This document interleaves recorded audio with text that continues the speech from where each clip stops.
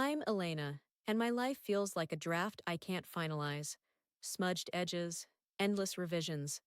The office towers over the city, a gleaming monolith of glass and steel on the 18th floor, where the skyline pulses with restless energy. My cubicle is a prison of beige partitions, the air thick with the drone of keyboards and the copy machine's ceaseless growl, a rhythm that's carved itself into my bones. I'm 32, a graphic designer who wrestles chaos into order. But lately, the chaos is winning, and it wears Marcus's face. He's my boss, a man who moves like he's carved from shadow and stone. His suits, charcoal tailored, hug his frame, hinting at the lean strength beneath, and his hands, broad and sure, wield a quiet power I can't ignore.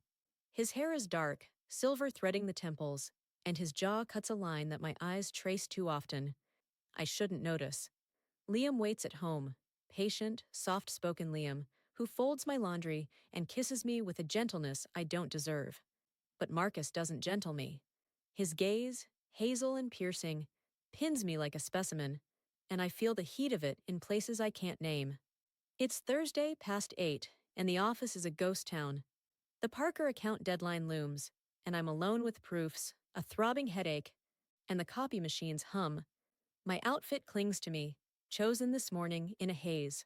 A slate gray pencil skirt, snug against my hips, the fabric stretching as I shift. My blouse, cream silk, thin enough to feel the air's bite, tucks into the waistband, the top button undone, revealing the hollow of my throat where my pulse jumps. A black blazer drapes my chair, abandoned hours ago, and my heels, low, scuffed, click faintly as I move. My hair's a dark tangle, pinned up, strands escaping to graze my neck. I catch my reflection in the glass. Tired eyes, flushed cheeks, the curve of my collarbone sharp under the silk. And I look like a woman unraveling. The copy machine squats in its corner, a hulking beast I've cursed all week. I feed the proofs in, and it rumbles awake, the rollers thumping in time with my heart. I'm watching the pages stack when I hear him. Footsteps, slow and deliberate, a predator's tread. My stomach knots before I turn. Marcus fills the doorway, tie loose, sleeves rolled to his elbows, exposing forearms taut with sinew. He carries a mug, steam rising, and his scent, cedar, smoke, a hint of leather, floods the room, coiling around me. Late night? His voice is a low scrape, tugging at something deep in my core. He doesn't wait for me to speak, just sets the mug down and closes the distance. I nod, my throat tight, and focus on the machine. A proof jams, the paper crumpling with a sharp groan. I reach for it, my fingers brushing the warm metal, the skirt pulling tight across my thighs as I bend. Then he's there, his presence a wall of heat at my side. "Let me," he says, and his arm slides past mine, his skin grazing my wrist. The contact ignites me, his warmth seeping into my flesh, the faint roughness of his hair brushing my pulse. My breath falters, my chest rising fast under the silk. He tugs the paper free, his movements fluid, and the machine lurches back to life. But he doesn't step away. He turns, handing me the proofs, and his fingers press against mine, deliberate, lingering. My skin blazes where we touch, a current racing up my arm, pooling low in my belly. I grip the papers, my knuckles whitening, and the machine's heat seeps into my hip where I lean against it. His eyes, gold-flecked, unyielding, meet mine, and I feel the air shift, heavy with the scent of him and the hum of the machine. My blouse clings to me, the silk catching the sweat beating at my nape, and I'm aware of every inch of myself. The way the skirt hugs my curves, the press of my heels into the tile, the unsteady rise of my chest. He's close now, too close, his breath a faint warmth against my cheek.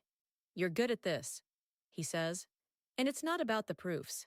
It's a challenge, a thread pulled taut. His voice dips, rough and intimate, and my lips part, air rushing in. Then his hand moves, not to the proofs, but to the machine's edge, caging me. His fingers brush my hip, a ghost of pressure through the skirt, and my body answers before my mind can stop it, my back arching faintly, heat flooding my limbs. The machine's vibration thrums through me, syncing with the wild thud in my chest. His gaze drops to my throat, tracing the exposed skin, and I feel it like a touch, my pulse hammering beneath the silk. My hands tremble, clutching the proofs, and I'm tilting toward him, the space between us shrinking to nothing. His breath grazes my ear, a quiet rasp, and I taste the edge of something reckless. His scent, his heat, the pull of his nearness. But he steps back, sudden and sharp, the air rushing cold where he'd been. "See you tomorrow, Elena," he says, turning away, leaving the mug behind. I'm stranded. The machines churn, filling the silence, my body alive with a hunger I can't shake. My fingers tighten on the proofs, the paper biting my skin, and Liam's ring, cool, heavy, presses into my hand. But my blood still sings where Marcus touched me, and I don't know how to quiet it. I'm Elena, and I've been drowning in my own skin since that night. The office feels different now. Smaller, sharper, like the glass walls are pressing in, trapping me with the memory of Marcus's touch. It's been 3 days, and I've dodged his gaze, buried myself in proofs and pixels, but my body won't forget. My skirt today is navy, clinging to my hips like a second skin, the fabric taut when I move. The blouse, ivory, sheer at the sleeves, shifts against me, unbuttoned just enough to bear the curve of my collarbone. My blazer's slung over my chair again, and my heels, black, slightly higher, click against the tile with every restless step. My hair's loose now, dark waves brushing my shoulders, and I feel exposed, raw, like the city outside can see me through the windows. Marcus hasn't said a word about Thursday, but his presence stalks me. He's everywhere, leaning over a designer's desk, his voice cutting through the hum, or passing me in the hall, his scent trailing like a taunt. Liam's at home, oblivious, cooking dinner last night while I stared at my plate, my hands restless in my lap. His ring sits heavy on my finger, a quiet tether, but it doesn't stop the heat that flares when Marcus's eyes find mine across the room. I tell myself it's nothing, that I'm imagining the weight in his stare, but my pulse calls me a liar. It's Monday, past 9, and the office is a skeleton crew. Me, a flickering fluorescent, and the Parker account still bleeding red ink. I'm at the copy machine again, its growl a familiar companion, feeding pages with hands that won't steady. My blouse sticks to my back, damp with the day's strain, and the skirt rides up slightly as I lean forward. The city glitters beyond the glass, a sprawl of lights that feel like eyes watching me unravel. I hear him before I see him, those footsteps, measured and sure, echoing down the hall. My stomach twists, a tight coil, and I don't turn around. Still here, Marcus's voice is a low thread, pulling at me. He's closer than he should be, his shadow stretching across the floor. I nod, my throat dry, and keep my eyes on the machine. A page jams, the rollers whining, and I reach for it, my fingers trembling against the warm plastic. He moves then, stepping in, his chest brushing my shoulder. The contact sears me, his heat bleeding through my blouse, the faint press of muscle against my frame. "Let me," he says, but he doesn't just fix it. His hand slides over mine, pinning it to the machine, and my breath catches, sharp and loud in the quiet. He pulls the paper free, but he doesn't let go. His fingers tighten around mine, rough skin against my softness, and I feel the jolt everywhere, up my arm, down my legs, settling deep in my core. The machine hums, its vibration pulsing through me, and I'm pinned between it and him, the edge digging into my hip. My skirt strains as I shift, my body tilting into his without my consent. His other hand finds the machine's surface, bracing beside me, and I'm caged. His arms a wall, his scent flooding my lungs. Cedar, smoke, a hint of salt from his skin. It's overwhelming, and my head tilts back, exposing my throat. "You're tense," he says, his voice dipping low, a rasp that grazes my ear. His breath is warm, brushing my neck, and my skin prickles, heat climbing my chest. I should pull away, but my hand stays under his, my fingers curling faintly against the machine's heat. His chest presses closer, firm against my back, and I feel the steady thud of his heart. Or maybe it's mine, wild and erratic.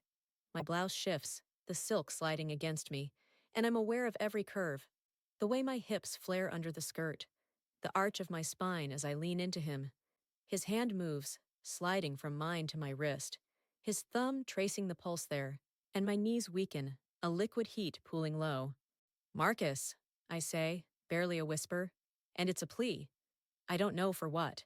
He turns me then, slow and deliberate, his hands guiding my hips until I'm facing him, the machine at my back. His eyes, dark now, gold swallowed by shadow, lock onto mine, and I feel stripped, my breath coming fast, my chest rising under the sheer fabric.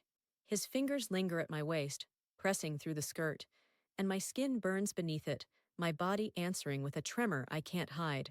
He leans in, his face inches from mine, and I taste the air between us, charged, heavy with him. My hands find his chest, palms flat against the crisp shirt, feeling the heat of him, the faint flex of muscle as he shifts closer. The machine's rhythm pounds through me, syncing with the chaos in my veins, and I'm lost in it.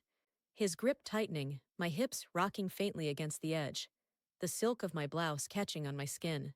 His lips hover near mine, not touching, but I feel the promise of it, the tension coiling tighter until I can't breathe. Then the lights flicker, a brief stutter, and he pulls back, his hands falling away. Tomorrow, he says, voice rough, and he's gone, leaving me braced against the machine, my body humming, my skirt askew, and Liam's ring cold against my flushed skin.